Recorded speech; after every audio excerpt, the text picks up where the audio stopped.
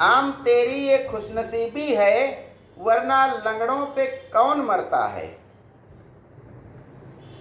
जी हाँ, आज ज्ञान गंगा के इस 3 पत्ती कार्यक्रम में हम बात करते हैं आम की, जिसे संस्कृत भाषा में रसाल कहा जाता है। आम से ही आम आदमी शब्द बना है। कौन आम आदमी है?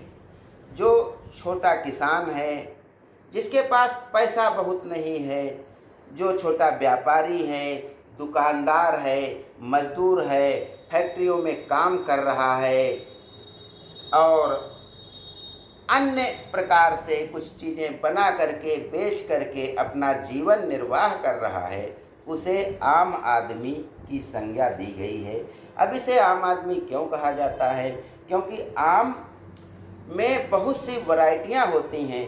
तो ऐसे आदमियों का वर्ग जिनकी आय रुपया पैसा जिनके पास अधिक नहीं होता है, उनके वर्ग को उनमें तमाम वैरायटी, चाहे किसान हो, मजदूर हो, छोटा व्यापारी हो, फैक्ट्री में काम करने वाला हो, इन सब जो वैरायटी वाले लोग होते हैं, इनकी सत्ता में कोई पहुंच नहीं होती है, बड़े अधिकारी नहीं होते हैं, ये नेता नहीं होते हैं, तो इसी कारण इन्हें आम आदमी कहा जाता है। कि आम में जैसे छोटा भी आम होता है, बड़ा भी आम होता है, मीठा भी होता है, खट्टा भी होता है, तो आम जैसी वैरायटी जब आदमियों में मिलने लगती है तो हम उसे आम आदमी कहते हैं। आम के बारे में यह भी कहा जाता है कि आम के आम गुठलियों के दाम, यानी आम जो होता है उसकी गुठली के अंदर एक जो बीज निकलता है वह भी उबाल करके खाने से बहुत अच्छा स्वाद देता है और इससे दवाएं भी तरह तरह की बनाई जाती हैं।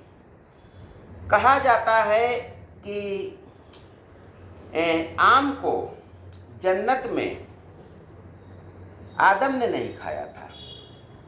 कहते हैं कि फिरदौस अगर आम वो खाते, आदम कभी जन्नत से निकाल ले नहीं जाते। यानी उन्होंने जन्नत में जो प्रतिबंधित फल था, अंगूर या सेब, उसको खाया था, आम को नहीं खाया था, इसलिए उन्हें जन्नत से बाहर निकाल दिया गया था, आदम।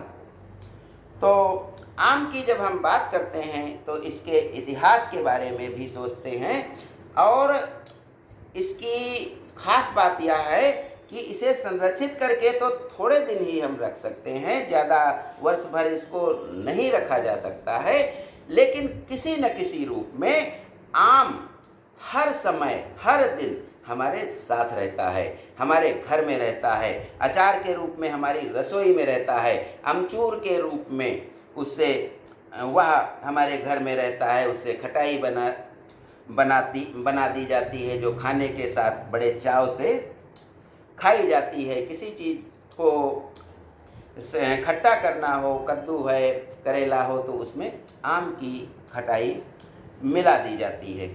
तो इस प्रकार से आम हमारे घरों में वर्ष भर रहता है किसी न किसी रूप में। दाल में भी आम की जो सूखी कलियां हैं वे डाल करके खाई जाती हैं।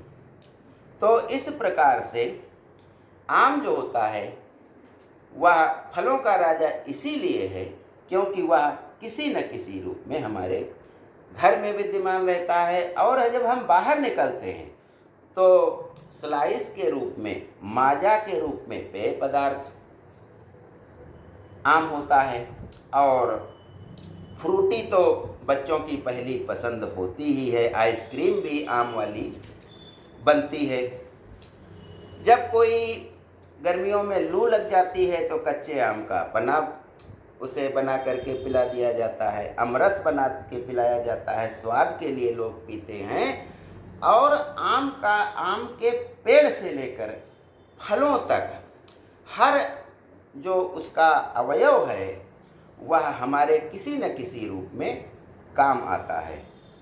आम का जो पेड़ होता है उसकी छाल से पहले दवाइयाँ बनाई जाती थीं, हमारे वैद्य बनाते थे, जो घावों पर लगाते ही घाव को ठीक कर देते थे। और इसके अलावा आम के जो पत्ते हैं वे हमारे वैदिक काल से ही पूजा पाठ में काम आते हैं, क्योंकि जो हवन किया जाता है उसमें आम की लकड़ी का ही प्रयोग किया जाता है। आम के पत्तों को तोड़कर पूजा के समय झालर बनाई जाती है जो दरवाजे पर लगा दी जाती है। और आम एक पवित्र पौधा माना जाता है, पवित्र पेड़ माना जाता है।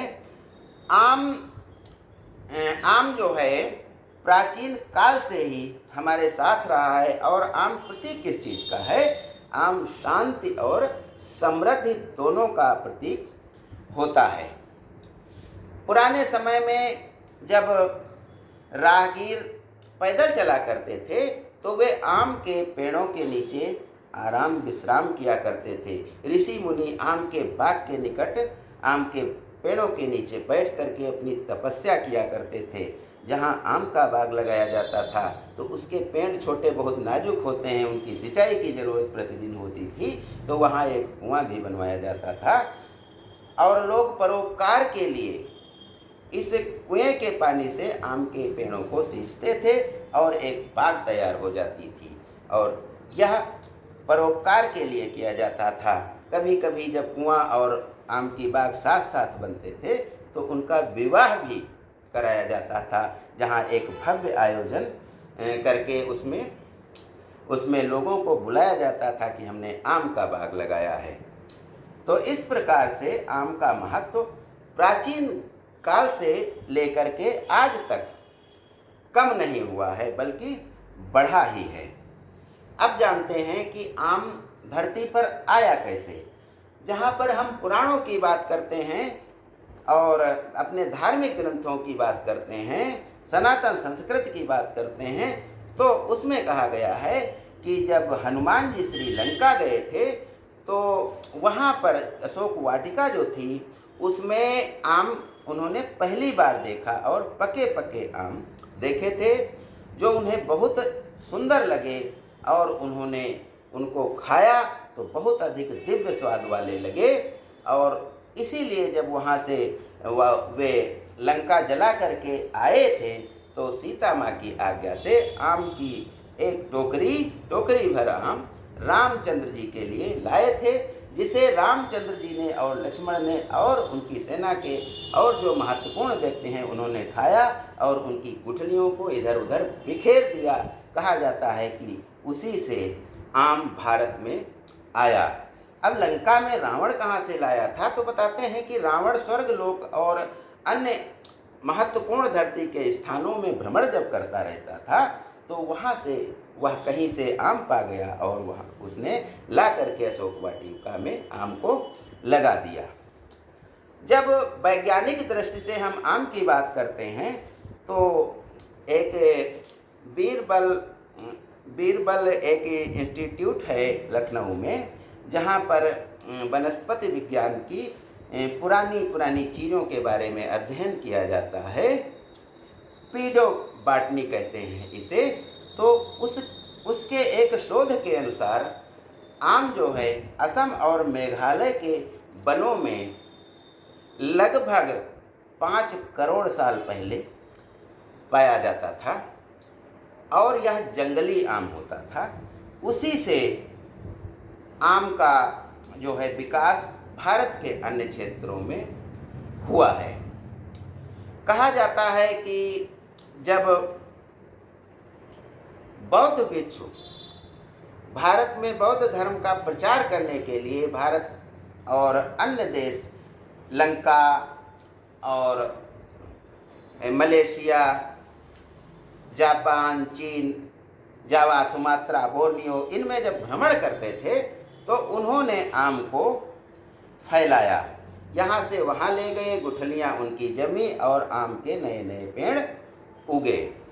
यह भी कहा जाता है कि जब वहाँ भगवान बुद्ध वैशाली गए तो उन्हें चितवन नाम का आम का बाग राजा ने उनको भेंट किया था। और यह भी कहा जाता है कि वैशाली की जो नगर वधू आम्रपाली थी उसने भी गौतम बुद्ध को आम का एक बाग भेंट किया था। इस नगर वधू वैशाली की जो नगर वधू आम्रपाली थी, इसका नाम आम्रपाली क्यों पड़ा, इसके पीछे भी यही कहानी है कि यह आम के पेड़ के नीचे एक व्यापारी को एक नवजात कन्या के रूप में प्राप्त हुई थी, और आम के पेड़ के नीचे प्राप्त होने के कारण ही इसे आम्रपाली नाम दिया गया था, जो सबसे सुंदर यानी विश्व सुंदरी थी, और इसी कारण उसे नगर वधू बना दिया गया था, क्योंकि कहा जाता है कि उसके लिए राजाओं में झगड़े होने लगे थे और तरह तरह के लोग एक दूसरे को मरने मारने पर उतारू हो गए थे। तो आम्रपाली ने गौतम बुद्ध को आम का बगीचा भेंट किया था, और इसी कारण 1971 में हमारे भारत के वैज्ञानिकों ने आम की एक नई किस्म निकाली, जिसका नाम उन्होंने आम्रपाली रखा। तो यह आम्रपाली दशहरी और अन्य एक दो प्रकार के आमों को मिला करके बनाई गई थी, जिसमें वर्ष भर फल आते हैं, ऐसा कहा जाता है।